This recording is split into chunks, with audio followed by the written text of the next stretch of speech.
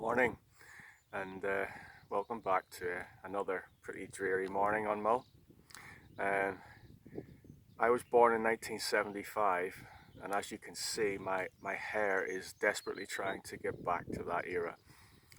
I sort of remove the buff every morning at the minute, and if it looks not too embarrassing, then I'll go with it. This morning it seems to have squashed it down a little bit, so it's gone from sort of afro to 70s mullet. I'll try and get away with that. This morning's message from Mull is be kind, and not just a message from me, but also from the Mental Health Foundation. And in amongst all the chaos, you may not have noticed that this week is Mental Health Awareness Week in the UK. And the focus of that week this year is kindness, um, and sort of the power and the potential of kindness. And I guess it's probably been lost in the media. There's a few other things going on at the minute. Certainly, I had a few news radio articles on, and the 10 o'clock news last night, and didn't hear anything about it. And it's something we could do with a lot at the minute. So, kindness is defined as doing something good for yourself or others, and it's sort of motivated by a desire to make a positive difference. And the hope is that kindness can help to unlock a shared humanity. It helps to strengthen relationships, and it develops community spirit. And I see a lot of that going on at the minute, or at least I hear about a lot of that going on at the minute, especially in the open area and surrounding environment. And kindness can be a real antidote for isolation, and obviously there's quite a lot of that going on as well at the minute. It helps to reduce stress, and it can provide a fresh perspective, and also it boosts self-esteem and self-confidence, not just in those receiving an act of kindness, but those providing it as well. And that's a real key issue at the minute. So if you're feeling a little down, a little low, maybe a little depressed, the act of doing something kind for somebody else can make a huge difference to yourself. And it provides a real sense of optimism as well. And that's something else we really need going forward here. There are some signs that we may be starting to slowly come out of lockdown. I think that's going to be very helpful. We'll wait to see what the Scottish Government have to say on Thursday. But certainly I think we're going to take our first tentative steps towards coming out of this, and I think that's a good thing for a lot of our mindsets.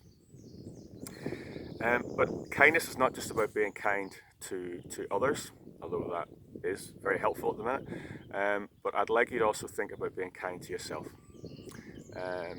And in that, I mean, so maybe just take a little step back and provide some time for yourself to do the things that make a difference to your world, which make you happy. So, for example, I try to get out every morning and give myself time to get on the bicycle, and I know that after that, my day is so much better. If I have exercised in the morning, then I'm a different person for the rest of the day.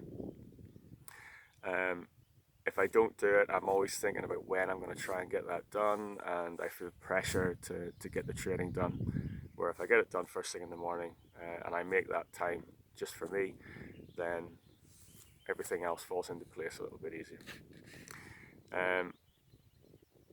And maybe it would be a good idea to plan how you're going to make that happen.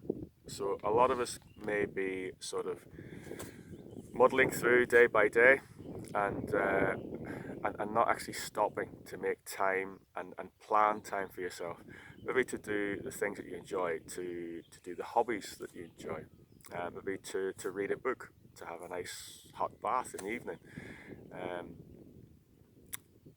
So try to be kind to yourself. Think about things that you could do to improve your situation. And what you may find then is that you have more time, and more headspace to think about how you can actually help others as well. So basically be your own best friend, and let's try to control the controllables. And let's share some good stories. So during the coronavirus, I've heard some amazing heartfelt stories on the news, things that people were doing for each other. One of the best was a little while ago now, and in a care home, there was a gentleman who had lost his wife, and he went to bed every night with a picture of his wife in a little frame. But of course, the care home staff were a bit concerned that he would roll over in the middle of the night and crack the frame, and it wasn't the most comfortable thing to lie down next to. So the care home staff took the photograph, and they got it imprinted onto a pillow, and then gave him the pillow so he could actually go to bed with a picture of his wife. And I just thought that was an incredible story, and something that really lifted me that day. So think about things that you can do for yourself, think about things you can do for others, or if you have any great stories that revolve around yourself that you're willing to share, or stories that you've heard from others, things that you've seen others do, then please share them on this forum. Send them in to myself and Katie on our personal WhatsApp. Or if you've any ideas of things that we could do that might improve the lives of others, then please send those in as well. And please don't underestimate the power of picking up the phone. So I know I spoke yesterday about not spending too much screen time, but obviously at the minute technology is playing a huge role in keeping us in contact. So as long as we're not overdoing it, as long as we're not spending loads and loads of time on the screen, don't underestimate the power of some contact with loved ones, with friends, with colleagues. So if you have time, make a big difference to somebody who you know may be struggling a little bit. We're very aware of the fact that when we call people, the feedback is ultra positive, and a lot of people are very appreciative of the fact that we're trying to keep in contact with as many of you as we possibly can.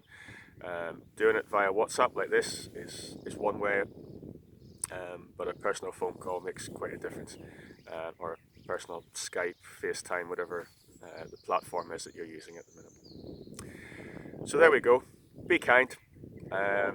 I wish the weather had been a little bit kinder, and it looks like I've got some serious rain coming in behind me. Maybe it'll flatten my hair down, you never know. So I will see you tomorrow. As always, be safe, and we'll catch up soon. Katie will be back later on with exercise of the day, and I'll see you tomorrow. Bye bye.